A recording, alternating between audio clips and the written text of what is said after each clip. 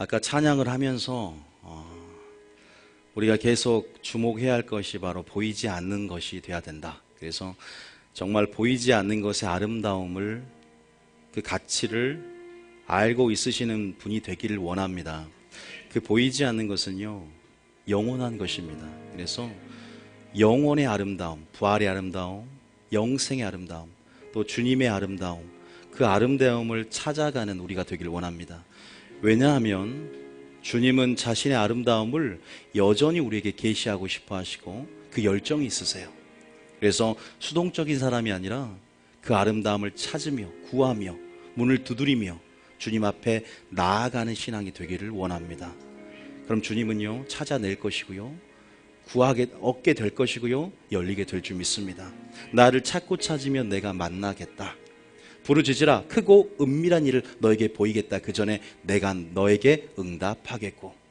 주님 이미 응답하셨고, 주님은 그러나 우리의 믿음이 민감하게 성령 안에서 반응하고 선택하기를 원하십니다. 그래서 저는 오늘 설교를 통해서 하나님 음성을 듣고 하나님의 요구 가운데 이제 적극적으로 반응하며 순종할 수 있는 우리가 되기를 원합니다. 오늘 여러분들이 한 가지 오늘 말씀이 역사하기 위해서요, 여기 강대상이 그나마 좀 높은 편인데 시내산 꼭대기에 들린 하나님의 음성으로 듣기를 원합니다. 솔직히 거기나 별반 차이 없습니다. 중요한 것은 하나님의 음성이 음성이냐 음성이 아니냐, 시내산에 있느냐 아라비아 반도에 있느냐 지정학적 위치가 논란이 되지만 중요한 본질은 하나님이 시내산에서 말씀하셨고 지금도 말씀하기를 원하신다는 거예요. 지금도 그 말씀을, 성령이 교회에 계신 그 음성을 여러분이 듣기를 원한다는 것입니다. 왜냐하면 들을 때 생명이 되고, 들을 때 내게 양식이 되고, 들을 때 그 살리는 말씀이 내가 영이 되어 살리는 역, 이런 말이 영이요 생명이 되기 때문인 줄 믿습니다. 여러분, 오늘 생명을 취하는 시간이고요, 단순히 간구하는 시간이 아니라 생명을 얻는 시간이고 생명을 유지하는 시간이 될 줄 믿습니다. 우리의 속사람이 하나님 말씀과 기도를 통해서 강건해지고 그 생명을 취하셔야 됩니다. 여러분 안에 있는 종교성들이 벗어졌으면 좋겠습니다. 교회에 다닌다가 아니라 오늘 예수님을 만나러 오셨고 우리가 예수님과 연합되어 그 뜻 안에서 하나됨을 이루는, 그래서 주님께서 이 지금 보이지 않는 영적인 눈, 마음의 눈을 밝히사 오늘 수많은 천군 천사가 이곳에 있다는 거 아세요? 저는 보이는데, 어떤 사람은 제가 어제 천사론을 오후에 할 텐데, 어떤 사람이 지금 5m가 되는 천사가 똑같이 양쪽에서 봤어요. 그리고 어떤 사역을 하는지. 하나님은 천사도 우리를 섬기는 영으로서 보이지 않지만 영물이기 때문에 이 예배 가운데 천상의 예배가 지금 이 보좌 가운데 심겨진 이 천상의 예배, 수많은 장로님들, 어떤 사람은 그래요, 장난으로 나는 천국 가기 싫다고, 장로님들이 너무 많다고.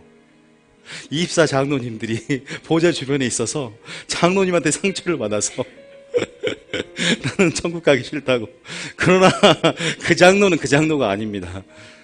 겸손한 장로예요. 자기의 면류관을 벗어 던지면서 엎드리며 오직 주님만, 만군의 주, 만왕의 왕이신 그분만을 높이는 그것이 우리의 즐거움이 될 때, 내가 아닌 예수님이 나의 목적이 되고 나의 주인이 되고 임금이 되어서 그것이 나의 목적이 되고 즐거움이 될 때, 그것이 또 하나님의 즐거움인 줄 믿습니다.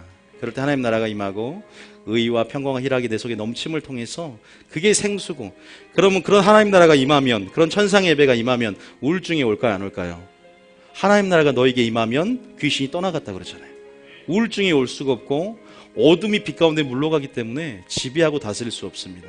오직 말씀이 나를 통치할 때, 그러나 내가 성령에 굴복되어지고 내가 말씀의 진리에 굴복되어지고 성령이 나를 지배할 수 있도록 내가 깨끗한 도구가 되고 그릇만 된다면 하나님 나를 다스림을 통해서 나를 사용하실 것이고, 내가 깨끗한 도구가 됨을 통해서 나를 높일 것이고, 내가 하나님 나라가 임함을 통해서 사람에게도 칭찬을 받는 역사가 있다고 로마서에 나와 있어요. 영적인 원리를 알면 그 원리대로 살아간다면 우리 삶이 진정한 행복하지 않을까 싶습니다. 오늘 하나님께서 우리 주신 말씀이 있어요. 굉장히 중요한 말씀이고 사단의 전략들을 계속 하나님께서 깊게 저에게 전략을 주시고 계세요.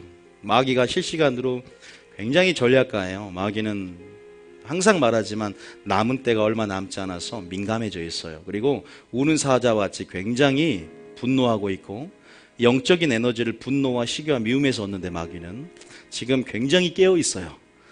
기독교인만 깨어 있으라 하지 않고 사단도 루시퍼도 모아놓고 그런즉 깨어 있으라. 너희 남은 때가 얼마 남지 않았기에 너희의 에너지 원인 시기와 분노 그들의 분열을 일으킬 수 있도록 깨어 있으라. 지금도 사단의 회의가 이루어지고 있어요. 우리도 마찬가지죠. 주님 오실 때가 얼마 남지 않았기 때문에 그런즉 너희도 깨어 있으라 한. 누가 더 깨어 있어야 돼요? 마지막 싸움은 깨어있는 자, 누가 더 깨어있고 누가 더 전략적이냐에 따라서 이긴다는 거예요. 그 전략은 하나님의 심장에서 나오고요.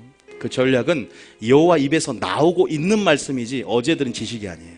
성령의 검 하나님 말씀으로 싸울 수 있는 전략적인 무기가 우리 가운데 있어야 됩니다. 그것을 받아야지 뭐 지식 받으려면 끝나고 그냥 그렇게 하세요. 오늘 저희들은 하나님을 경험하고 실시간 가운데 저도 마찬가지예요. 오늘 실시간으로 하나님이 주시는 위로부터 말씀을 주사 복음의 비밀을 담대히 전하게 하소서 했던 것처럼 하나님께 그때 그 시에 너에게 주는 말씀을 하라. 구변과 지혜를 너에게 주리니 너는 무엇을 말할까 미리 염려하지 말라. 하나님께서 오늘 성령을 한량없이 부어주심을 통해서 여러분에게 친히 이룰 것과 말할 것을 명령하실 줄 믿습니다. 전략을 받는 거예요. 오늘 우리는 이기는 자로서 승리한 자로서 그 전략을 가지고 이제 여러분 전략적인 사람이 되고 예언적인 사람이 되고 그렇게 하나님께서 민감하게 성령 민감하게 반응할 수 있는 그런 사람으로 바뀌게 될 줄 믿습니다. 사모하시는 마음이 있으라고 하는 거예요. 지금 서로 말씀드린 거는 기대하는 마음이 있어야 돼요. 그게 굉장히 중요해요. 예수님도 고향에 가서 병 좀 치유해 보려고 했는데 안 치유가 안 되는 거야. 이상하게 여기는 거고. 그러니까 보니까 얘들이 이 성도들이 아니 쟤는 목수의 아들이 아니냐. 저희 누이가 나와 어렸을 때부터 함께하고 있었는데 저의 능력이 어디서 나타남이냐. 아유 이제 처음 오신 분들은 저 나이도 연수해 보는데 뭘 가르칠 수 있나라고 생각하신 분도 있어요. 저는 인생 교훈이 아니라 하나님 말씀이 그러그러하다는 걸 전할 뿐입니다. 인생 교훈은 제가 가르치지 않습니다. 하나님 말씀이 그러그러하다는 것을 선지자 역할처럼 옳고 그른 것, 진리와 거짓, 성과 악을 분별하여서 진리를 옳게 분별하여서 선한 일의 친벽성이 되는 데 있어서 중매쟁이가 되길 원하기 때문에 이 자리에 섰습니다. 여러분들은 사모하는 마음이 굉장히 중요합니다. 기대할 때 그 시선을 주님께 돌릴 때 이 속에서 입에서 나오는 그 말씀에 주목할 때 하나님이 역사하게 될 줄 믿습니다. 살아온 환경 그리고 여러분들이 생각하는 지식, 경험 여러분들이 다 어떤 가치가 틀리기 때문에 기준이 틀려요. 여기 있는 분들이. 그런데 하나님이 원하시는 것은 이 기준이 하나가 되길 원하고 이 가치가 하나가 되길 원하며 그렇게 서로가 믿음이 강한 자와 약한 자 이런 믿음이 연약한 자와 강한 자 사이에 하나를 이루어서 온전한 뜻 안에서 연합하고 동거하길 원한다는 그 하나님의 부모로서의 자식을 향한 마음을 오늘 살펴보시길 원합니다. 오늘 여러분 오늘 제가 교회 안에 사단의 전략 가운데 인본주의에 대해서 살 거예요. 인본주의. 그것이 얼마나 심각한지, 그것이 얼마나 우리 하나님, 우리 안에서 하나 되게 못하게 만드는지 그 사단의 전략들을 오늘 살펴볼 텐데 제가 오늘 말씀드린 것은 같은 교회에 다닐지라도 다 이 집사님, 저 집사님, 그 집사님, 김 집사님, 박 집사님 다 생각이 틀려요. 어떻게 하면 교회가 분열되지 않고 하나 될 수 있을까? 어떤 사람은 예수님이 와도 불가능하다. 그런 생각도 들어요. 한번 교회를 해보니까 굉장히 힘든 것 같아요. 여러분 지도자 위치 한번 서보셔야 돼요. 다 한 번씩. 그게 굉장히 쉬운 게 아닌 걸 알았고 굉장히 제가 무조건 다 즐겁게만 할 수 없는, 물론 하나님이 주신 즐거움으로 위로 가운데 힘을 내지만 이게 항상 즐겁지만 않은 것 같아요. 그런데 그런 기준과 가치가 다 틀리기 때문인데 보세요. 어떠한 사람은 어떤 기준 안에서 이것이 옳다라고 말합니다. 그런데 하나님 보시기엔 그것이 그럴 수 있어요. 어떤 사람 기준에 뭐 이것이 그르다 할 수 있어요. 그런데 또 다른 사람도 이것이 옳다 할 수 있고 하나님 보시기에도 그것이 나는 그르다고 하지만 하나님 보시기에는 그것이 옳다라고 할 수 있어요. 좋습니다. 그런데 우리가 만약에 이 문제가 구원에 관한 문제라면 만약 이 옳고 그름, 이 선과 악, 이것을 구별하는데, 분별하는데 실패해서 이 문제가 만약 구원에 관한 문제라면, 그래서 성경에 이런 말이 있어요. 잠언 14장 12절에 이런 말이 있습니다. 한번 읽어볼게요. 잠언 14장 11절에. 먼저 저는 오늘 서론 가운데 여러분의 기준을 바꿔야 된다라고 말씀을 드리고 싶어서 그래요. 제가 저번 주에 순종에 대해서 말하면서 죽음이 전제되고 순종이라는 것은 기준을 바꿔가는 거라고 말씀을 드렸어요. 자, 한번 읽어보겠습니다. 시작. 어떤 길은 사람이 보기에 바르나 필경은 사망의 길이니라. 오늘 인본주의라는 건 뭘까요? 어떤 것은 사람이 보기에는 분명히 바르고 선하고 착하고 모양이 좋습니다. 그런데 그것이 우리 판단, 우리가 알고 있는 지식과 경험과 논리와 철학, 이 테두리 안에서 이것이 근거가 되어 그렇게 믿음을 사용하고 그렇게 생각하고 그렇게 말하고 행동하는 것이 아니라 하나님 보시기에는 그것이 구원에 관한 문제라면 그것이 사망에 이르는 길이 될 수 있다는 것입니다. 주님 말씀이 길이요, 주님 말씀이 진리인데, 주님 말씀이 내 발의 등요 내 길의 빛인데, 그것이 내가 가야 할 길인데, 주님이 가신 길은 내가 가야 할 길인데, 그것이 주님이 가신 길이 아니라 그냥 교회 사람들이, 우리 가족이 보기에는 바르지만 필경은 사망의 길이 있다는 사실들을 분명히 기억하셔야 돼요. 그것 가운데 오늘 인본주의, 다른 사람들이 다 좋아 보이고 평화롭게 들리며 사람을 위한다는 것, 여기에 마귀의 숨은 작전, 그것들을 우리가 살펴보길 원합니다. 우리가 여기서 우리는 하나님의 기준이 우리 기준이 되어 그 뜻 안에서 바른 지각을 가져야 될 줄 믿습니다. 자, 한 구절 더 보겠습니다. 잠언 16장 쳐주세요. 잠언 16장 1절. 잠언 16장 1절. 잠깐 예를 들면 심지어 2절을 읽어볼까요? 2절 한번 봐보세요. 자, 하나님이 보시는 것과 우리가 보는 것이 좀 틀릴 수 있어요. 나는 주의 이름으로 귀신을 쫓아내고 권능을 행하고 선자 노릇했는데 그날에 주님 앞에 섰을 때 나를 모른다 할 수 있다는 거죠. 자, 32절 한번 보겠습니다. 시작. 사람의 행위가 자기 보기에는 모두 깨끗하여도. 자, 사람의 행위가 자기 보기에는 모두 깨끗하여도 여호와는 또 심령을 감찰한다. 보는 것들이 틀려. 그러니까 우리가 주님이 가지고 있는 기준이 있어요. 주님은 자신이 곧 말씀이고 자신의 말씀에 근거하여 동일한 말씀으로 심판합니다. 다시 말해서 우리가 가져야 할 뜻과 기준은 절대적인 기준과 뜻, 그분의 하나님의 말씀이 되어야 됩니다. 다시 말해서 그 말씀 자체였고 진리였고 길이었던 예수 그리스도가 되셔야 돼요. 예수 그리스도는 길이요, 사망의 길이 아니라니까, 생명의 길이요, 진리요, 생명입니다. 그 진리를 보이러 오신 분이 아니라 진리 그 자체로 오신 분이세요. 많은 사람이 진리를 제시하러 왔다고 하지만 우리는 예수 그리스도가 목적이 된다는 것은 그분이 진리 자체였기 때문에 그분이 기준이 되세요. 우린 그분을 소유해야 되고, 우린 그분이 기준 되어야 되고, 그분이 생명임을 알고 먹어야 됩니다. 마셔야 됩니다. 믿습니까? 하나님께서 이렇게 판단하신단 말이에요. 다시 한번 우리가 한번 보겠습니다. 히브리서 5장 13절 14절. 자, 어떤 것들이 기준이 된다. 자, 한번 읽어볼게요. 히브리서 5장 13절부터 14절. 시작. 이는 젖을 먹는 자마다 어린아이니 의의 말씀을 경험하지 못한 자요. 믿음의 분량 가운데 아직 분별을 잘 못해요. 기준이 아직 안 만들어진 거죠. 또 세상에 있는 기준이 아직 교회에 와서 양심 아래의 말씀으로 빚어지지 않았기 때문에 아직 기준이 하나님 기준과 하나님의 뜻과 하나가 되지 못해 있는. 그러나 점점 우리가 단단한 음식을 먹는다는 것은 뭐냐면, 자, 14절 시작.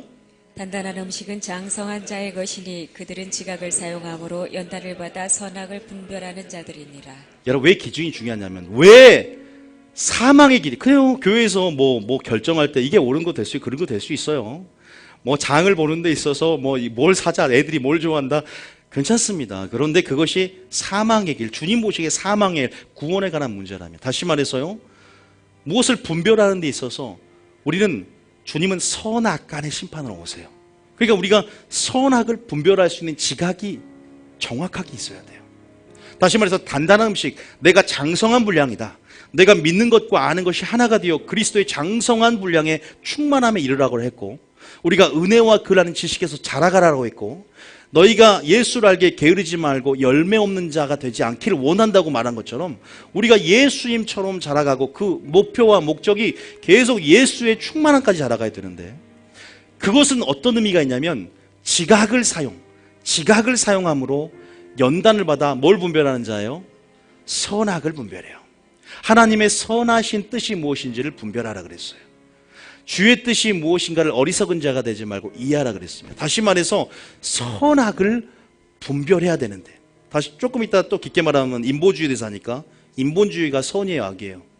많은 사람들이 선이라고 말을 합니다. 혼동돼요. 동성애가 인권이라는 이름 안에서는 선 같아 보여요. 주님 보시기엔 악이라는 거 아십니까?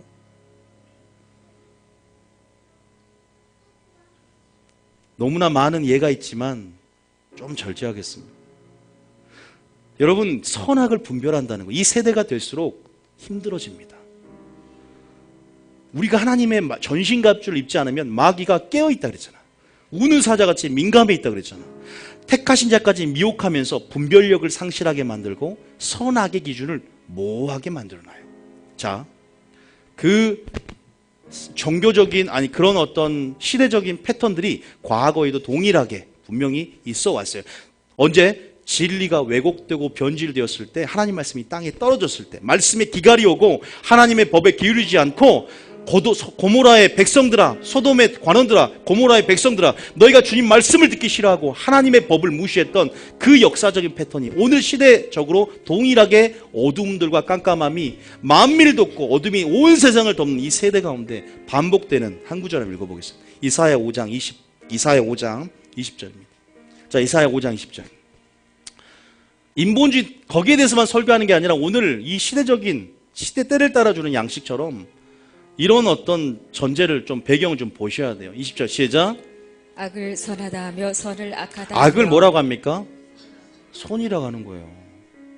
WCC가 선입니까? 악이에요. 여러분, 그런데 신사참배가 선입니까? 악이에요. 근데 왜 그런 일을 저지를까요? 자, 악을 선하다 하며 선을 악하다 하며 흑암으로 광명을 삼으며 광명으로 흑암을 삼으며 쓴 것으로 단 것을 삼으며 단 것으로 쓴 것을 삼는 자들은 화가 있대요. 이 역사적 패턴이 지금도 반복되고 있고, 마귀는 여러분의 기준을 모호하게 만들고, 여러분의 기준이 여러분의 생각, 여러분이 살아왔던 지식과 경험, 초등학문, 이론, 합리적인 어떤 사고, 모든 것에 기준을 두려고 합니다. 그러니까 교회가 분열이 일어나고, 마귀는 교회를 더 많이 짓기를 원해요. 어차피 그들의 밥이 되고 그들의 하수인들을 많이 심어놨거든요. 여러분, 이러한 일들이 일어나고 있습니다. 마치 사사기 2장 20장 25절 한번 읽어보겠습니다. 마치 이런 일처럼, 오늘 어떻게 보면 본문일 수도 있었는데 사사기 20장 25절처럼 이렇게 진리가 왜곡되고 변질되고 오류가 섞인 영적인 무지 속에서 무엇이 선악인지 모르고 무엇이 나의 기준인지를 정확히 어떤 기준이 서 있지 않은 우리를 향해서, 사사기 20장 25 제일 마지막 절입니까? 제일 마지막 절. 자, 제일 마지막 절. 자, 25절 시작. 그때 이스라엘의 왕이 없으므로 사람이 각기 자기의 소견대로 뭐예요? 옳은 대로 행하는 거예요. 그러니까 자기가 이게 옳은 게 주님 보시기에 그런 게 될 수 있고, 필경 사망이 될 수 있는데, 사망의 길이 될 수 있는데, 오늘날 교회가 굉장히 위험한 상황까지 이르는 교회가 상당히 많아요. 굉장히 위험한 상황. 소경이 되어서 백성이 소경이 되어 둘 다 구덩이에 빠질 만한 상황이 굉장히 지금, 여러분들이 그것을 볼 수 있어야 됩니다. 이 마지막 때이기 때문이에요. 말세 지말이기 때문이고, 주님 오실 표적과 징조들이 나타나는 이 시대를 우리가 살고 있기 때문에. 이스라엘에 뭐가 없습니까? 왕은 누굽니까? 예수 그리스도예요. 하나님 말씀입니다. 마치 소돔의 관원과 고모라의 백성처럼 사사시대의 영적인 무지, 사사시대의 영적인 무지처럼 오늘 이 역사적 패턴이 오늘날 시대적이고 종교적이고 오늘도 이 상황과 얼마나 유사한지 모릅니다. 사람이 진리에 떠나서 자기 등을 긁어줄 설교, 귀를 가려워서 듣기 좋은 진리를 떠납니다. 그것이 진리라고 생각하고 내가 믿고 있는 것을 진리라고 생각하는 사람들, 내가 믿고 있는 것이 옳다라고 생각하는 사람들, 우리가 선합니까? 우리가 완전합니까? 우리가 절대적입니까? 오직 절대적인 기준 하나님 말씀인 줄 믿습니다. 믿습니까? 이스라엘 왕이 없으므로 사람이 각기 자기의 소견대로 옳은 대로 행하였다. 이랬기 때문에 사사시대는 그렇게 계속 사사를 일으켰고 그러나 계속 죄를 범하면서 이것들이 계속 반복이 돼요. 계속 반복이 됩니다. 얼마나 악했습니까? 얼마나 영적으로 무지했습니까? 여러분, 다시 말해서 지금 이 한국교회 종교개혁의 과제가 뭐라고 생각하세요? 기준을 바꾸는 것입니다. 아니요, 바꾸는 게 아니라 원래 본질적으로 이 기준을 다시 한번 하나님의 말씀, 그리고 이 기준을 예수 그리스도로 바꾸는 것인 줄 믿습니다. 자, 기준을 어떻게 만들어요? 그러면 우리 기준은 어떻게 만들어집니까? 우리의 믿음은 어떻게 만들어져요? 믿음은 뭐에서 나옵니까? 들음에서 나와요.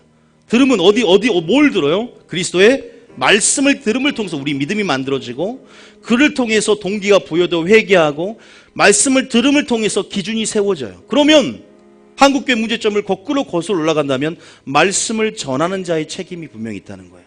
성경은 근데 분명하게 제사장이 전하든 선지자가 전하든 오늘날 주의 종이 전하든 분명하게 성경은 오늘날 주의 종에게 레위와 맺은 언약 가운데 분명히 하나님께서 우리에게 말씀하고 있는 바가 있어요. 에스겔서 22장 26절.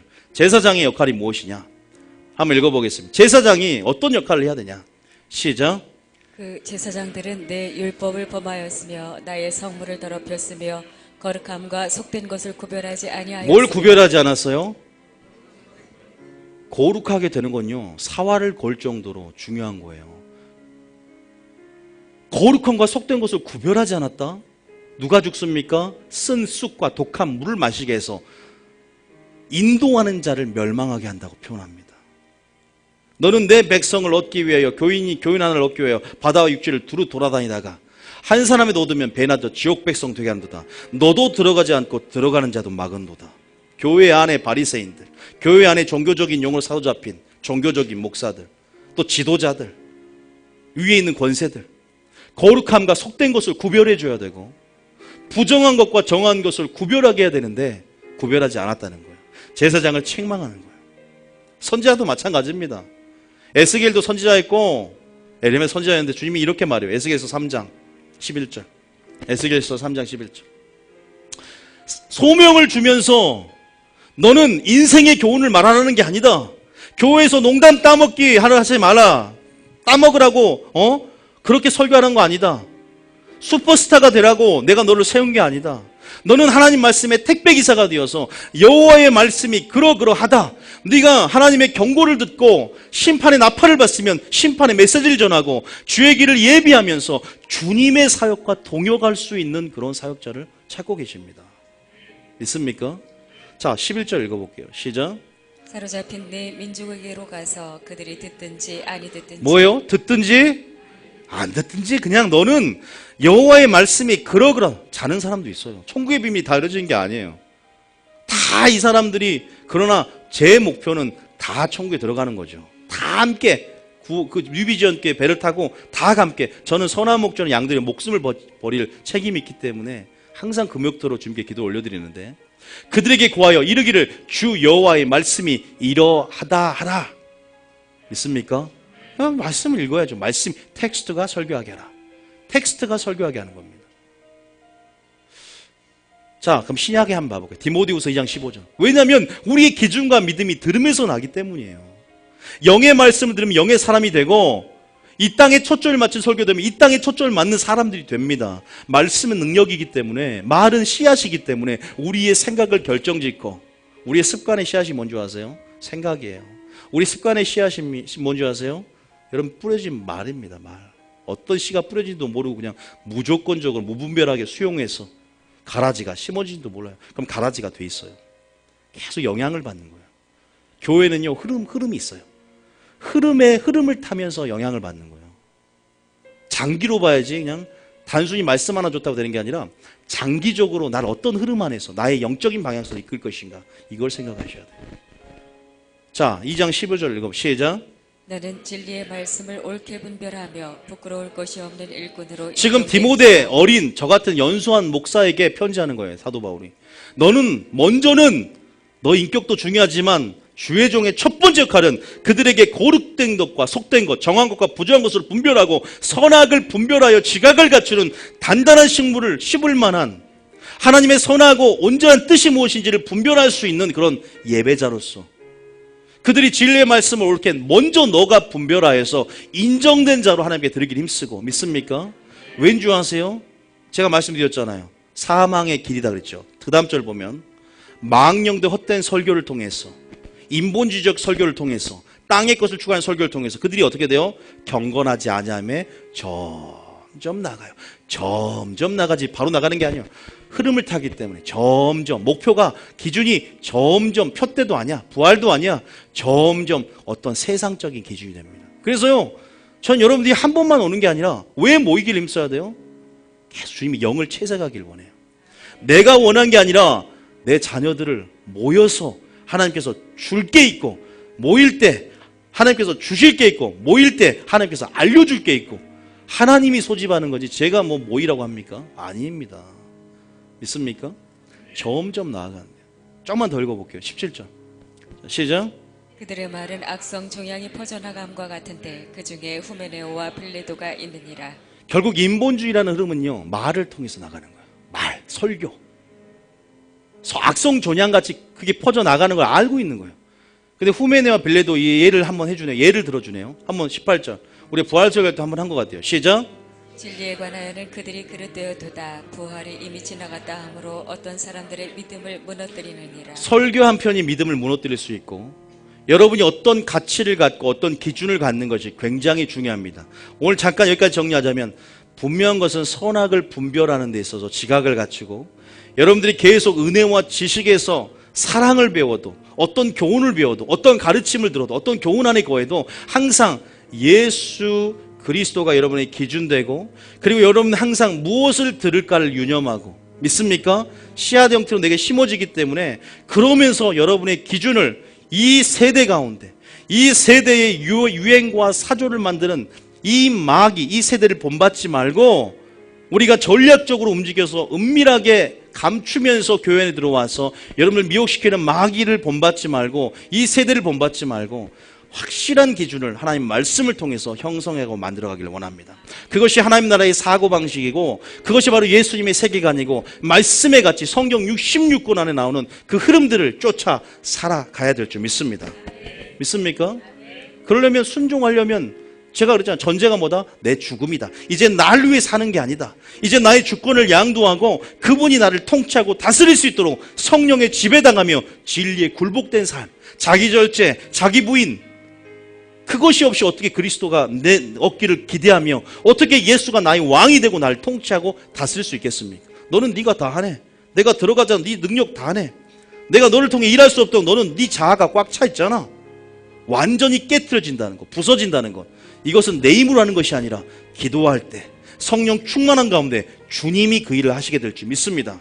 그러나 나도 주님 앞에 굴복되어지는, 내가 적극적으로 하나님 앞에 나아가는, 하나님이 나를 드리기를 힘써야 됩니다.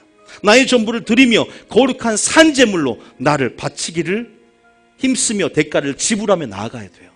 가만히 있으면 하나님이 알아서 해주겠지? 그런 건 없어요. 은혜는 있지만, 중보를 통해서 은혜는 있지만 결국 구원은 나와 하나님의 개인적인 관계 속에 일어나는 거예요. 자녀에서 그렇게 기도를 해요. 그래도 자녀도 주님을 선택할 수 있는 의지가 묶여있기 때문에 그 의지 가운데 마귀에게 멸하고 계속 기도할 때 기도의 능력이 나타나기도 하지만, 본인이 또 하나님과, 아들은 아버지의 죄악을 담당치 아니할 것이요 아들은 아버지의 죄악을 담당치 아니할 것이다. 여러분, 하나님께서 우리가 계속적으로 우리 기준들을 바꿔나가기를 원합니다.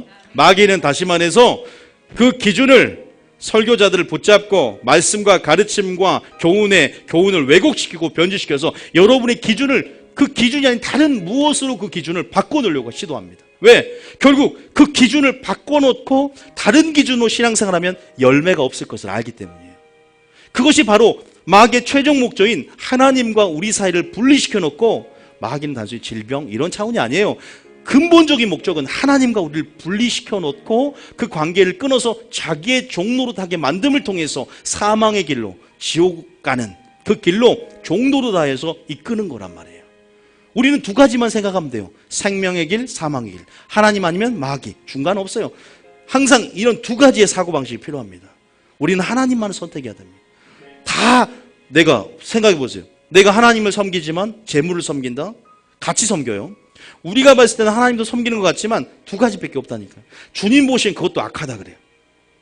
네가 하나님과 재물을 겸하여 섬길 수 없다. 오직 마음이 청결한 자, 한 마음을 품는 자는 하나님을 볼 것이요, 한 마음만 되기를 원하는 거예요. 우리 마음이 그가 전부를 주었으므로 우리가 전부를 다해 마음과 목숨과 뜻 100%로 주님을 사랑하길 원합니다. 99%가 아니에요. 저는 마음과 목숨과 뜻을 다한다는 게 이 최상급의 표현을 연구하면서 이건 100%를 말하더라고요. 99도 아니야. 100으로 주님을 섬겨야 된다. 내 가진 것 모두로 100으로 전부를 주님께 드려야 된다는 겁니다. 자, 우리의 기준을 한번 살펴보겠습니다. 이제 우리는 지금 설교를 통해서 이제 기준을 만들어요. 믿음을 만듭니다. 자, 예수님이 우리에게 성경 전체를 대변할 수 있는 세 계명 한 가지를 딱 말합니다. 요한복음 34절. 시작. 새 계명을 너희에게 주노니 서로 사랑하라. 내가 너희를 사랑한 것 같이 너희도 서로 사랑하라. 여기서 기준 찾으셨어요? 기준 뭐예요? 내가 너희를, 저는 세상에 신앙생활 이게 안 보였다니까. 서로 사랑하만 보였고 기준이 안 보였어요. 내가 너희를 사랑한 것 같이라는 절대적인 기준이 있는데 나는 사랑만 하면 되는 줄 알았어요. 그러니까 그리스도를 배우는 데 실패했고, 은혜와 지식 안에서 자라가는 게 무엇인지, 내가 세상에서 어줍지 않게 배웠던 그 사랑은 뭐한다? 움직이는 거야 라고 생각을 했어. 핸드폰 광고처럼. 그게 세상의 사랑이잖아요. 사랑은 움직이지 않아요. 하나님의 아가페 사랑만이 존재하는데, 부모와 자식 간의 스톨게 사랑, 친구와 친구 간의 필레오 사랑, 에로스 사랑, 육체적인 에로스 사랑, 이게 완전한 게 아니란 말이에요. 부모와 자식 간의 사랑도요, 고슴도치 사랑 보세요. 또 무슨 고기, 가시고기인가요? 자기 어미의 몸을 뜯어 먹으라고. 그게 그 하나님의 사랑의 조그만 일부에 불과합니다. 우리는 굉장히 감동을 받아요. 그 하나님의 사랑은 어떨까요? 그 사랑의 깊이와 넓이와 높이는 어떨까요? 그 사랑의 본질이시고 그 사랑 자체이신 그 하나님의 사랑은 어떨까요, 여러분? 기골이 아닙니다. 이게 지금 빠지네. 여러분, 주님이 내가 너희를 사랑한 것 같이라는 그 사랑은요, 진리대로 사랑하는 거예요. 믿습니까?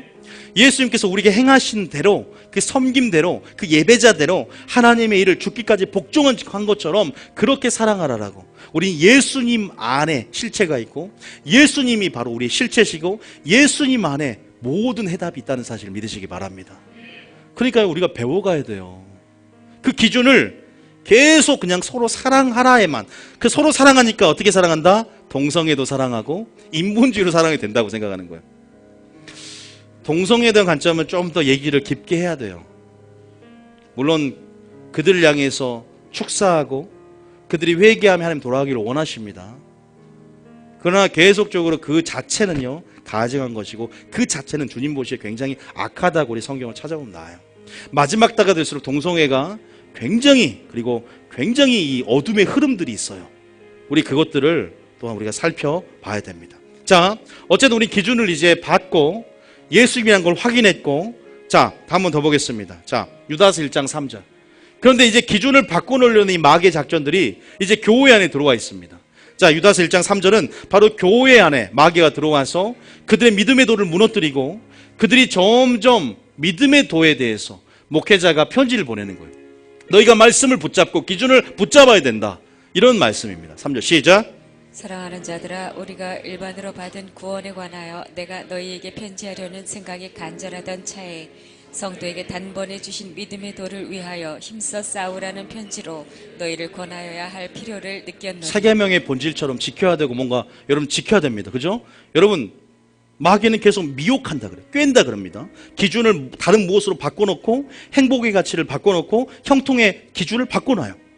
잘 살고 잘 먹고 심고 장가가고 씹들고 노아의 때처럼 그렇게 그것이 행복이라고 생각하고 형통이라고 생각하면서 점점 여러분이 세속적인 가치 안에서 이 세대를 본받으면서 여러분 자녀들 보세요.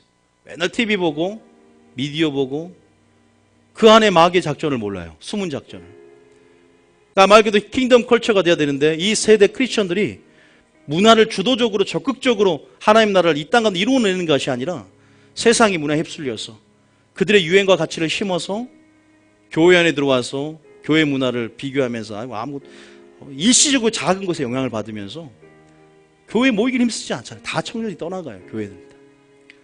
마귀가 지금 굉장히 성공을 거는데 배 아파 죽겠어요. 지금 이 마귀가 지금 굉장히 성공 전략을 잘해서, 근데 우리는요 이걸 전략을 우리도 실시간으로 위로부터 받아야 돼요. 그래서 전략적으로 싸워야 됩니다. 믿습니까? 우리 자녀들이 지금 마귀가 다음 세대들을 무너뜨리고 있는데 이 믿음의 들을 힘써 싸울 편지를 느껴야 되는데 목회자들이 느끼지를 못하는 목회자가 많아요. 이 세대를 하나님 말씀의 통찰력으로 하늘의 빛 가운데 다시 한번 해석하면서 이 세대를 마귀의 흐름을, 성령의 흐름을 민감하게 반응하고 그 흐름을 타면서 전략적으로 어둠을, 숨은 동기를, 모든 숨어있는 것들을 드러내고 표면에 드러내고 파쇄하고 빛 가운데 그렇게 예배자로 더 적극적으로 심어야 되는데 실패하고 있다는 거예요. 기준이 세상의 기준이 돼버렸어요. 교회도 세상의 기준이 돼버리고 타협해버려요. 탈세를 해도 뭐 해도 이 교회가 원래 본질적으로 초대교회 모습이 아닙니까? 저는 생각을 합니다. 어떻게 생각하십니까? 믿음에 제가 좀 극단적인 게 아니에요, 여러분. 원래 기준이 원래 높았어요. 원래 기독교는 그런 기독교였어요. 그래서 이따가 말하겠지만 인본주의 여러분요, 자유민주주의 안에서 자유와 평등, 다수결의 원칙 너무나 편안합니다. 잘못 왜곡된 시각을 갖고 있어요. 그러나 우리는 하나님 나라 안에 있는 하늘의 시민권자라는 사실을 기억하셔야 돼요. 하나님의 나라에 대해서 이해하셔야 돼요. 하나님 나라는 그분만이 왕이세요. 그분의 법만이 우리를 통치하십니다. 순종과 복종의 개념에 대해서 굉장히 불편해요. 왜? 민주주의 시대에 살고 있고 이 세상의 유행과 사조 가운데 우리는 어떤 분명한 그러한 어떤 잘못된 평등과 자유식 안에서 이따가 제가 잠깐 그걸 살펴볼 텐데 어쨌든 믿음을 위하여 힘써 싸우라는 편지를 권할 필요를 느꼈는데 왜? 교회 안에 마귀가 가만히 들어와서 이제 일하기 시작하거든. 그래서 설교를 통해서 가르침을 통해서 교훈을 통해서 그 안에 선을 악을 분별할 수 없도록 이 인본주의를 선이라고 포장해서 설교할 수 있고 이 땅에 사는 것을 가치로 포장해서 설교할 수 있고 자, 그 다음 절 보겠습니다. 보세요. 여기 전략적인 설교예요. 자, 그 다음 절 시작. 이는 가만히 들어온 사람 몇이 있음이라. 그들은 옛적부터 이 판결을 받기로 가만히 교회로 들어왔다는 사실을 기억하셔야 돼요. 아까 제가 그랬죠. 경건하지 아니하여 하나님을 세교권을 바꾼다. 제가 아까쯤에 점점 경건하면서 멀어지는 게 뭐라 그랬어요? 망령되고 헛된 말을 버리라. 진리를 옳게 분별하라. 이는 경건함에서 점점 멀어져 가니. 믿습니까? 여러분 우리가요 듣는 것이 굉장히 중요해요. 굉장히 중요합니다. 자, 마태복음 15장 9절을 읽어봅니다. 마태복음 15장 9절. 마태복음 15장 3절. 마태복음 15장 3절. 시작. 대답하여 이르시되 너희는 어찌하여 너희의 전통으로 하나님의 계명을 범하느냐. 교리, 전통, 교회 안에 그거 장로 유전 하나님의 계명을 범한대요. 9절, 15장 9절. 자, 듣는 것이 이렇게 중요하다는 거예요. 9절 시작. 사람의 계명으로 교훈을 삼아 가르치니 나를 헛되이 경배하는도다. 순수한 하나님 말씀이 이러이러하지 않고 사람의 계명과 장로 유전과 교리로 가르치니 교훈을 섞어서 가르치니 나를 헛되이 경배할 수 있다는 거예요. 굉장히 무서운 말이죠. 아까 전에 디모데후서 2장 16절도 나왔죠. 디모데후서 2장 16절 시작. 망령되고 헛된 말을 버리라. 그들은 경건하지 아니하며 점점 나아가. 한 구절 사도행전 20장 29절. 자, 이 말은 뭐예요? 지금 말의 중요성에서 말하는 거예요. 왜냐하면 교회 안에 가만히 들어온 마귀가 우리를 경건함에서 멀어지게 하고 기준을 바꿔가는데 뭘로 바꾸냐?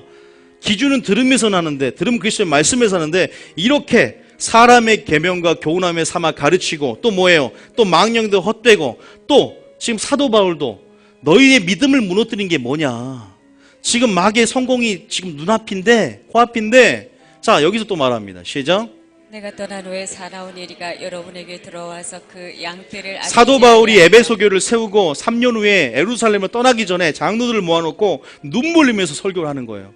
예수님이 신부를 남겨놓고 하늘 올라가기 전에 신부를 향해서 그 마음과 동일한 마음으로 설교를 합니다.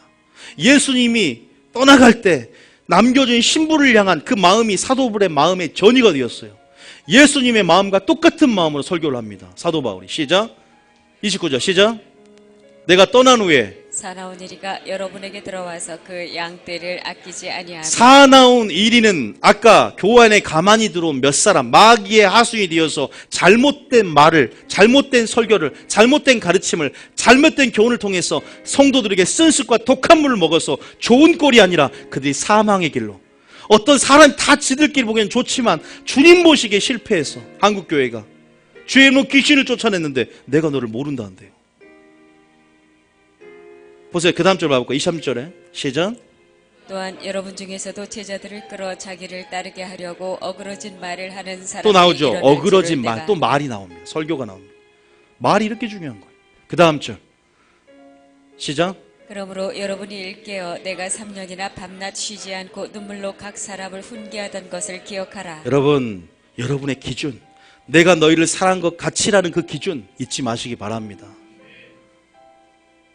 우리가 말씀을 계속 성령께서 가르치고 생각나게 할 때 여러분 가치가 세상의 풍조와 어떤 사조관도에 휩쓸려서 진리를 잊지 마시기 바랍니다. 기독교의 본질은 말씀의 회복이고 진리의 회복입니다.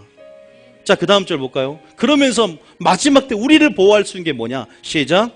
지금 내가 여러분을 주와 및 그 은혜의 말씀에 부탁하노니 그 말씀이 여러분을 능히 든든히 세우사 뭐에게 부탁합니까? 은혜와 그 말씀에게 부탁하니 그 말씀이 여러분을 능히 세우사 거룩하게 하심을 입은 모든 성도들에게 기업이 있게 하신다는 것입니다. 믿습니까? 믿습니까? 제가 말하는 인본주의는 어떤 한 마귀의 작전과는 일부일 뿐이에요.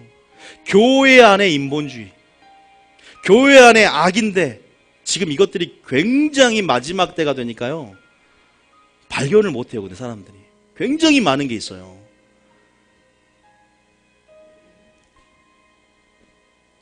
자, 아까 고린도후서 11장 마귀가 인본주의는요 광명한 천사로 무장하는 겁니다. 고린도 11장 몇 절? 고린도 11장, 고린도서 11장 12절입니까? 15절입니까? 고린도서 11장. 자, 시작. 이것은 이상한 일이 아니니라. 사탄도 자기를 광명의 천사로 가장하라니. 사탄이 무섭게 나타나는 게 아니에요. 저는요 귀신보다 더 무서운 게 사람이에요. 귀신보다 더 무서운 걸 여러분 이제 아셨어요. 어릴 때일수록 귀신이 무섭지만 커갈수록 귀신보다 무서운 게 뭔지를 알아야 되죠. 이제는 물론 그 어둠 배우는 어둠의 역사가 있지만 아우 진짜 사람이 무서워요. 사람이 겁나고 이것은 이상한 일이 아니래요. 보세요. 인본주의가 굉장히 사람 보기에는 발라 보이고 옳게 보이고 광명한 천사 같고. 자 15절에 그러므로 사단의 일꾼들도 자기를 의의 일꾼으로 가장하는 사단의 전략을 잠깐 말씀드렸습니다. 이렇게 해서 교회 안에 침투해 들어왔어요. 이제 의의 일꾼과 자기가 의의 선지자로 거짓 선지자로 들어와서 교회 안에 가만히 들어와서 심겨져 있어요. 하수인 역할을. 그래서 지금 이 교회들을 한번 보시기 바랍니다. 그러니까 교회도요 다 음부의 권세가 이기지 못하는 게 아니에요. 에덴 동산에도 마귀가 들어와서 하와를 미혹했듯이 교회 안에도요 그런 지금 생명의 일과 사망의 일 두 길을 선택해야 될 그런 어떤 분명한 일이 남아있어요. 교회 안에서도 심판이 있다는 거 아십니까? 다시 묻겠습니다. 인본주의가 악이에요, 선이에요? 악입니다. 믿습니까? 우리는요 인본주의 아니라 다음에 인본주의가 아니라 절대적인 신본주의다. 하나님을 위해서 서로 사랑하는 거 좋습니다. 그게 열매입니다. 그러나 하나님을 사랑해야만이 이웃을 사랑할 수 있는 능력을 받아요. 다시 말해서 신본주의가 돼야 사람을 위하는 것도 있지. 그런데 하나님과의 관계는 빼놓고 인본주의 흐름만 있으면 안 돼요. 하나님은 임재가 없어요. 하나님과 관계는 전혀 돼 있지 않은데 이 십자가가 가로만 그려질 수 있어요? 세로는 신본주의예요. 이거는 이웃을 사랑하라, 하나님을 사랑하라. 이게 십자가 아닙니까? 사랑과 공의가 만난 거예요. 이거면 십자가 됩니까? 분명한 것을 기억하셔야 됩니다. 사람이 보기에는 바른 것이 될 수 있다. 자, 조금 좀 더 쉽게 예를 탁 들어줄게요. 마태복음 10장 34절. 내가 세상에 화평을 주러 온 줄로 생각하지 말라. 화평이 아니요 검을 한 가지 주러 말씀드리면 여러분은 하나님께서 화목케 하는 직책을 감당하고 화목케 하는 직분을 감당할 만한 화목케 하는 말씀을 주셨어요. 여러분 그런 자입니다. 그런데 우리가 말하는 평화는, 이 세상의 평화는 세상이 말하는 기준의 평화가 아니라 샬롬의 평화, 주님이 다스리는 하나님 나라가 임하는 평화예요. 믿습니까? 주님이 내가 세상에 화평을 주러 온 것이 아니다.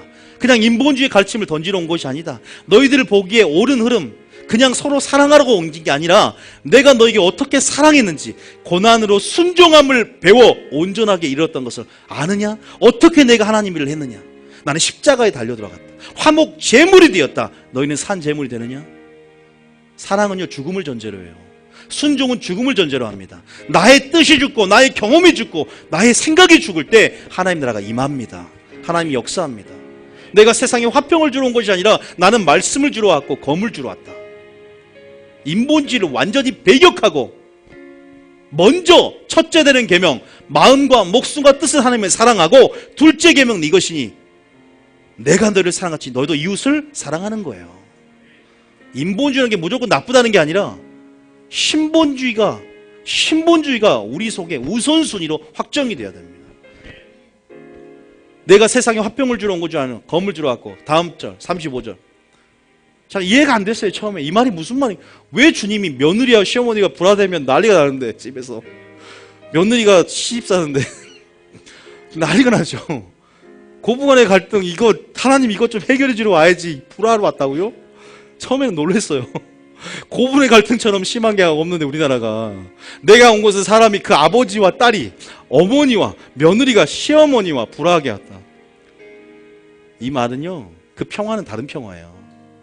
하나님의 말씀은요, 우리가 하나님 흐름을 타고 갈 때 상처를 입는다 그랬죠. 연어는 거꾸로 가는 곳으로 올라가면서 세상의 조류에 편승하지 않고 올라가기 때문에 세상과 충돌하고 의를 위해서 핍박을 받고 고난을 받는 것이 마땅한 것입니다. 왜요? 그리스도인처럼 그게 정체성이에요. 무릇 경건하게 살고자 하는 자는 핍박을 받는다. 의를 위해서 박해를 받고 환난을 받는 자는 복이 있나니 천국의 그들이 것임이요. 당연한 필연적인 결과입니다. 신본주의 사는 자는요, 정확히 선악을 분별하며 사는 자들은 정확히 분별해요. 그래서 분별력이 굉장히 중요합니다. 분별력이 쉽게 생깁니까? 제가 뭘로 생긴다 그랬어요? 믿음은 들음에서 나고 기준은 들음에서 나고 하나님 말씀, 그런 말씀을 안 들으면 돼요. 듣는 것에 유념하면 됩니다. TV를 안 보면 돼요. 신문을 보면서도 분별하고 필터로 분별하고, 그러면서 점점 하나님 나라의 사고방식으로, 그래야 뭘 맡깁니까? 경영권을 맡겨요. 하나님 나라를 경영하는데 그런 경영 전략을, 그런 물건을 하나님의 사고방식이 돼야 안심하고 맡기지. 청지의식을 가지도 않고 세상 경영방식을 하나님 맡기겠습니까? 잠깐은 부응한 것 같으나 내 자신이 깨지지 않으면 온전한 세상의 부를 취하지 못해요. 세상의 부가 교회로 오고 있을 때 철저하게 우리가 먼저 바꿔야 할 것은 우리의 사고방식이고 생각의 틀이며 우리 기준인 줄 믿습니다. 그래서 우리 예수 그리스도가 목적이 된다는 거, 우리 기준이 된다는 거, 이것은 사활할 걸 만큼 중요한 것입니다. 행복의 기준, 행동의 기준 다 바꿔야 돼요. 지금은 말씀이 회복이 돼야 뭐 찬양이 붕이지, 뭐 찬양만 뛰면 뭐예요? 진리가 회복돼야 깨달음 안에 새 노래가 들어오죠. 찬양의 붕이 따라온 거 아닙니까? 나는 믿지 않아요. 은사의 회복, 찬양의 붕, 예언 다 필요 없어요. 뭐입니까? 진리가 회복이 돼야 그 안에 진리 안에서 결과적으로 막 붕이 따라오는 겁니다. 큰 원적인 구원론의 회복이고, 하나님께서 불화하게 하려 왔대요. 다시 말해 진정한 행복을 주러 왔다는 것입니다. 진정한 형통을 주러 왔다는 사실을 믿으시기 바랍니다. 듣는 것에 유념하시고 보는 것에 유념하시면서 내 마음밭에 어떤 씨가 뿌려지는가를 잘 들어보고, 마귀가 생각을 집어넣으려 할 때 그 마귀 하순이 되지 않도록 우리가 철저하게, 예수님이 이런 말을 합니다. 요한복음 7장 14절. 요한복음 7장 14절. 요한복음 7장 14절. 15절부터 시작. 유대인들이 놀랍게 여겨 이르되 이 사람은 배우지 아니하였거늘 어떻게 그를 아느냐 하니 16절. 예수께서 대답하여 이르시되 내 교훈은 내 것이 아니요 나를 보내신 이의 것이니라. 예수님이 자기 생각만 했어요? 자기 지식만 했어요? 자기 경험만 했습니까? 자기가 그 배웠던 거 말했습니까? 아니면 계시적으로 전략적으로 하나님의 교훈만 말했습니까? 나를 보내신 교훈만 말했다는 거예요. 설교는 그렇게 하는 거 아닙니까? 자, 17절 읽어보세요. 시작. 사람이 하나님의 뜻을 행하려 하면 이 교훈이 하나님께로부터 왔는지 내가 스스로 말함인지 알리라. 이제 인본주의로 말하지 말고 좀 점검을 하세요. 말을. 이 교훈이, 이 말이 하나님께로 왔는지, 주님이 이런 말 하잖아요. 너희가 무슨 말 하든지 하나님 말씀으로 하는 것처럼 하라 했잖아요. 그게 생명의 언어예요. 그게 생명을 만드는 언어고 흐름이에요. 살리는 것은 영이란 말이에요. 하나님께서 왔는지 내가 스스로 말하는지. 왜? 내가 스스로 말하는 것은 뭔 영광을 구하냐? 나의 영광을 구하는 거예요. 자, 그 다음 절 18절에. 그러니까 우리가요 그냥 말하는 것 같지만 그게 뭐예요? 우리가 하나님 영광에서 창조됐는데 스스로 말하는 자는 자기 영광만을 구하는 거예요. 믿습니까? 자, 이거 생각하니까 누가 생각나요? 지금 제가 이제 두 명만 더 얘기하고 마칠게요. 베드로 얘기만 좀 그러면 인본주의의 예를 좀 들어드리면 되겠죠. 지금 누가 이렇게 얘기했어요? 얘가 점검을 못했어요. 마귀 전략에 넘어가가지고 마치 교회 안에 가만히 들어온 그런 어떤 거짓 선지자 역할을 해버렸어. 베드로가 실수했어요. 물론 베드로는 회개했지만 베드로가 지금 보세요. 자기 스스로 말해서 자기는 사람이 보기엔 굉장히 좋게 보였거든. 옳게 보였어. 그래도 하나님을 위한다고 생각했어요. 근데 주님은요 뭐라고 했는지 봅시다. 자, 왜 인본주의가 사탄이냐? 왜 인본주의가 악이냐? 마태복음 16장 몇 절일까요? 16장 16절부터 읽어보겠습니다. 자, 보세요. 인본주의 신뢰를 보여드릴게요. 마태복음 16장 16절. 자, 잘 보세요. 베드로가 처음에는 칭찬을 들었다, 안 칭찬 안 듣지 않았다? 칭찬을 들었다. 왜? 신본주의적으로 말했어요. 시작. 시몬 베드로가 대답하여 이르되 주는 그리스도시요 살아계신 하나님의 아들이시니라. 이런 고백. 자, 이건 자기 생각으로 말한 게 아니야. 예수님이 그 생각의 출처를 말합니다. 시작. 예수께서 대답하여 이르시되 바요나 시몬아 내가 복이 있도다. 이를 내게 알게 하신 이는 혈육이 아니요 하늘에 계신 내 아버지시니라. 고린도서 12장 3절에 성령이 아니고선 주라 고백할 수 있다 없다? 없다. 성령을 통해서 주라 고백하는 거예요. 여러분 성령의 인도하심을 따라 이 교회에 왔고 보이지 않지만 보이는 게 다가 아니라니까. 하나님의 역사가 진행되고 있고 여러분을 향한 구원의 길이 만들어지고 있어요. 근데 뭐입니까? 굉장히 칭찬해줘요. 근데 자, 그 다음 절 시작. 또 내가 내게 막 축복을 이르노니 줍니다. 축복을 줘요. 이건 이제 중요해요. 이제 뭐 금부이고서 얘기 좀 넘겨보세요. 우리 이건 시간이 없으니까 막 너도 하늘에 총 열쇠를 줄 테니까 그 믿음이고 기도죠. 막 너가 하늘에서 매면 네가 적극 매면 하늘에서도 매고 풀면 땅에서 풀어진다. 막 보좌를 흔들고 막 하늘문을 여는 방법을 알려주는 거예요. 너 대단하다. 근데 이제 20절부터 시작되는 거예요. 자, 시작. 이에 제자들에게 경고하사 자기가 그리스도인 것을 아무에게도 이르지 말라 하시니라. 21절에 이때로부터 예수 그리스도께서 자기가 예루살렘에 올라가 장로들과 대제사장들과 서기관들에게 많은 고난을 받고 죽임을 당하고 3일에 살아나야 이게 뭐예요? 십자가의 고난을 통해서 부활의 영광. 이건 천국의 비밀이고 계시적인 거예요. 그런데 인본주의 흐름을 일으킨 사람들은 뭐냐면요, 항상 이성적으로 생각하는 사람들. 겸손하게 하나님의 계시적인 사람이 되고 전략적인 사람이 되자면 싸울 수가 없다는 거야. 자, 보세요. 이것을 계시하니까, 자기를 나타내니까 어떤 말 하냐, 베드로가. 자, 시작. 베드로가 예수를 붙들고 항변하여 이르되 주여 그리 마옵소서. 이 일이 결코 주께 미치지 자, 아니하리라. 베드로가 스스로만 했습니까? 말씀으로 했습니까? 이 말이 사람 보기에는 분명히 발라요. 아니, 누가 죽는데 죽지 말라고, 함께 해달라고. 분명히 얘기할 수 있는 부분이에요. 이 말 자체는 그렇게 서로 사랑하라고 했잖아요. 그런데 주님은요, 항상 그 사랑 안에 뭐가 있냐면 공의가 있어요, 공의가. 십자가는 그냥, 회개는 그냥 사랑이라는 것 가운데 긍휼을 따라 하나님의 자비하심이 인도하여 회개하지만, 회개할 수 있는 모든 것은 공의를 따라서 움직여야 하기 때문에 공의함의 호소에서 회개할 수 있는 거예요. 용서받는 거예요. 우리가 굉장히 하나님의 사랑을 알지만 위험은 몰라요. 우리가 굉장히 마지막 주님은 구원주로 오는 것이 아니라 심판주로 오시고 유다의 사자처럼 심판의 권세를 갖고 의인을 데리러 오신단 말이에요. 우리는 주님을 너무나 잘 몰라요. 서로 사랑하라, 내가 너를 사랑한 것 같이라는 그 말씀을 통해서 그리스도를 배우지 않으면요, 이런 말 속에도 제자들은 가만히 있어요. 주님은 알아요.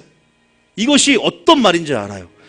하나님의 일을 사람의 일로 바꿀 수 있고, 교회 안에 하나님의 뜻이 인본주의 흐름 안에서 지들끼리는 굉장히 부응하는데 하나님이 전혀 임재할 수 없는 상황을 만들 수 있다는 거예요. 굉장히 위험한 거예요. 성도들은 굉장히 사랑이 넘치는 것 같아. 막 자기야 하면서 막 집사님끼리 막 집사님 직분도 안 쓰고 막 하면서 사랑이 넘치는 것 같고 막 찬양 있는 것 같고, 주님은 없어요. 하나님의 뜻이 없고, 너희들 사교 모임 만들었구나. 너희들 친목단체 만들었구나. 나는 너희들 종교를 만들라는 게 아니라 나의 뜻 가운데 복종하는 나의 뜻. 근데 그것이 사랑의 흐름이에요. 주님의 말씀이 살아있는 거예요. 연합되어지는 것. 우리가 여기서 속을 수 있다는 거예요. 주여 그 일이 주님 그리 마옵소서. 이 일이 결코 주께 미치지 않아야 하는 주님 뭐라 합니까? 베드로에게 이렇게 뭐라 그래요? 사탄아 그럽니다. 사탄아. 장난으로 제가 사탄아 네 이빨을 썩게 한 자 들었는데, 사탄아 내 뒤로 물러가라. 마귀 하수 잠자고 있지 않아. 가라지를 덧뿌리고 합니다. 잠자고 있을 때 깨어 있어야 됩니다. 믿습니까? 하나님의 일을 생각하지 않고 도리어 뭘 생각한다? 인본주의예요, 이게. 우리가 분명히 좀 깨달아야 될 줄 믿습니다. 믿습니까? 한 가지가 더 있네. 자, 어딥니까? 마가복음 14장. 한 번만 더 볼게요. 마가복음 14장. 마가복음 14장. 예를 들려면 최소 2개로 들어야 돼요. 2-3사람 내 증인이 됐잖아요. 자, 마가복음 14장. 몇 절이에요? 향유값 빼뜨리는 장면. 시작. 한번 읽어볼게요. 13절에 시작. 예수께서 베다니 나병 환자 시몬의 집에서 식사하실 때에 한 여자가 매우 값진 향유 곧 순전한 나드 한 옥합을 가지고 와서 그 옥합을 깨뜨려 예수의 머리에 부으니. 자, 그 다음 절. 어떤 사람들이 화를 내어 서로 말하되 어찌하여 이 향유를 허비하는가. 그죠? 향유를 허비해요. 자, 그 다음 여기 이제 인본주의적인 말이 나오시죠? 이 향유를 300데나리온 이상에 팔아 가난한 자들에게 줄 수 있었겠도다 하며 그 여자를 책망하는지라. 여러분, 하나님께서 물질을 어디에 쓰라 했어요? 구제한 데 쓰라 했어요. 가난한 자를 멸시하면 안 됩니다. 가난한 자를 분명히 돌봐야 돼요. 맞아요. 여기는요, 주님이 책망을 해요. 우리가 신앙생활하면서 분명 우선순위라는 게 있어요. 그러니까요, 참 때로는 이게 우리 의의가 될 수 있어요. 맞는데 그렇게 했는데 결과만 중요시하면 안 돼요. 어떠한 동기로, 어떠한 상황에서, 어떤 우선순위를 가지고 교회 가운데 일을 하려면 진짜 하나님의 일이 이루어지기 위해서는요, 굉장히 지혜가 필요합니다. 여기서는요, 주님이 이제 향유값, 신본주의가 돼야만이, 주님을 사랑해야만이 그 사랑으로 이웃을 사랑할 수 있어요. 주님은 그들의 동기와 심령을 정확하게 간파를 했어요. 물론 그들 안에 있는 도둑질하는 심령까지 간파했기 때문에 다른 성경에는 그들이 이것으로 또 가난한 자를 주지 않을 거라는 것도 알았어요. 그러나 중요한 것은 주님이 정확한 지혜로운 대답을 합니다. 그들의 인본주의 사고방식 가운데 이 여자는 예수님께 초점을 맞춰요. 신본주의적으로 주님 앞에 모든 것을 쏟아붓는, 가장 귀한 것을 쏟아붓는, 때로는 그러한 분명히 우리 안에 우선순위와 예수님 목적이 되는 본질이 살아있어야 된다는 거예요. 믿습니까? 그래야 진짜 가난한 자도 돕지, 가난한 자를 돕는 게 나쁘다는 게 아니라 그렇게 해야 되는데. 자, 6절 봐보세요. 6절 책망해. 시작. 예수께서 이르시되 가만두라. 너희가 어찌하여 그를 괴롭게 하느냐. 그가 내게 좋은 일을 하였느니라. 자, 마리아가 왜 좋은 일을 할 수 있는 줄 아세요? 누가 했어요?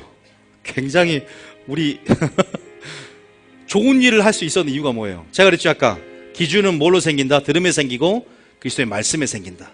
망령 헛된 말을 버리라. 왜는 이는 경건이 나아가지 않고 사람의 교훈과 사람의 계명을 교훈하여 삼아 가르치니 헛되이 경배할 수 있고, 어그러진 말로 너희를 무너뜨리고 은혜와 주의 말씀께 부탁한다. 왜? 이 말씀이 왜 중요하냐? 바로 마리아가 좋은 일을 할 수 있었던 것은, 선한 일을 할 수 있었던 것은 바로 좋은 편을 택하여 빼앗기지 않는 그리스도의 말씀을 듣는 자리 가운데 항상 머물렀기 때문이에요. 믿습니까? 좋은 편을 택하는 삶 가운데 좋은 일, 선한 일, 내가 이런 행실, 착한 행실, 빛이 되어 착한 행실로 하나님께 영광을 돌리라. 그렇게 살 수 있는 거예요. 그래서 말씀을 듣는 심령 안에서 말씀 안에 계시적이고 전력적인 사람이 되는 거예요. 그게 어떻게 돼요? 장래일을 알게 할 것, 성령 충만한 가운데 예수님의 장사를 아무도 알지 못했지만 예표적으로 예비하잖아요. 그럼 뭐 있습니까? 주님께 초점을 맞추고 말씀을 우선순위를 해보가면서 그럼 주님이요 친밀하심 안에서 비밀을 보여주시고 우리 가운데 굉장히 전략적인 사람이 되어서 피할 길을 내줘요. 그런 사람은요 제가 경험했잖아요. 가다가도 원유야 얼른 저기 거기로 들어가. 저기 어디냐 저기 자동차 정비소로. 아 왜 들어갑니까? 순종한 마음으로 들어갔어요. 정말 뜬금없이 갑자기 감동이 오는 거예요. 들어갔어. 제가 내일 고속도로를 밟아야 되는 상황이었는데 요만한 못이 박혀있더라고요.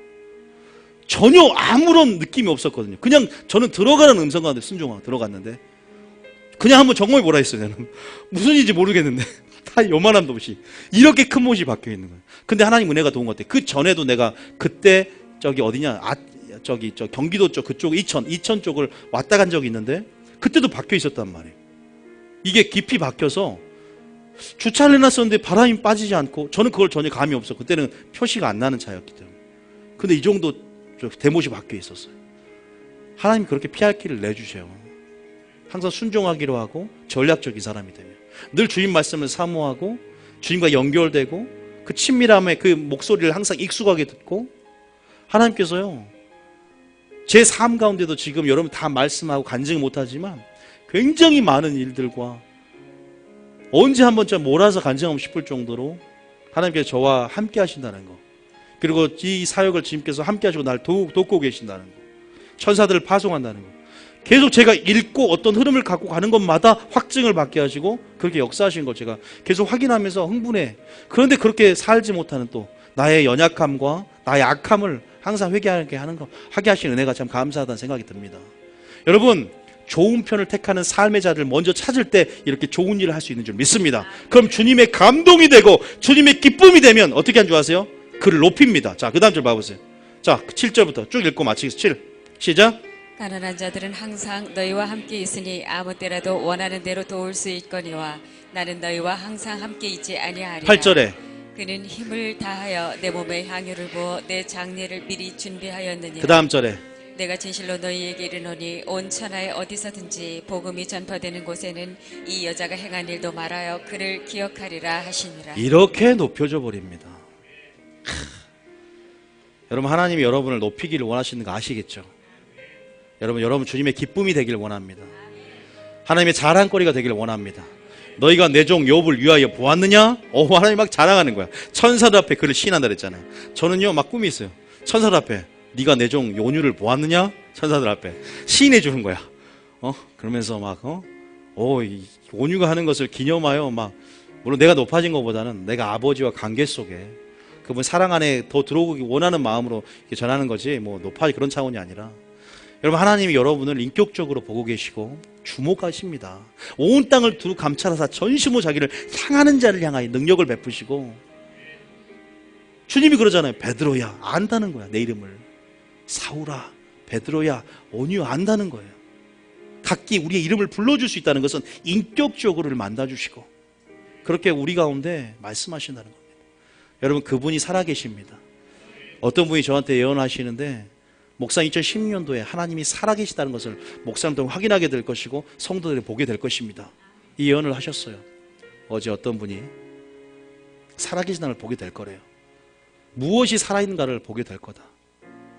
여러분이 큰 군대를 이루게 되고 그 안에 엄청난 변화의 역사와 기적을 체험하게 될 것이다. 저는 그냥 너무 많이 들어왔긴 하지만 어제 또 한 번 확증이 됐어요. 정말 하나님께서, 어제도 제가 집회를 좀 갔다 와서, 어쨌든 여러분들이 하나님께서 우리 가운데 지금 하시고 있는 가운데 사단에게 지지 마시고요. 먼저 사단과 어둠에 주목하지 마시고 빛에 주목하여 먼저 내가 적극적인 예배자로 하나님과의 관계 속에서 성령 충만한 가운데 들어가기 힘쓰시기 바랍니다.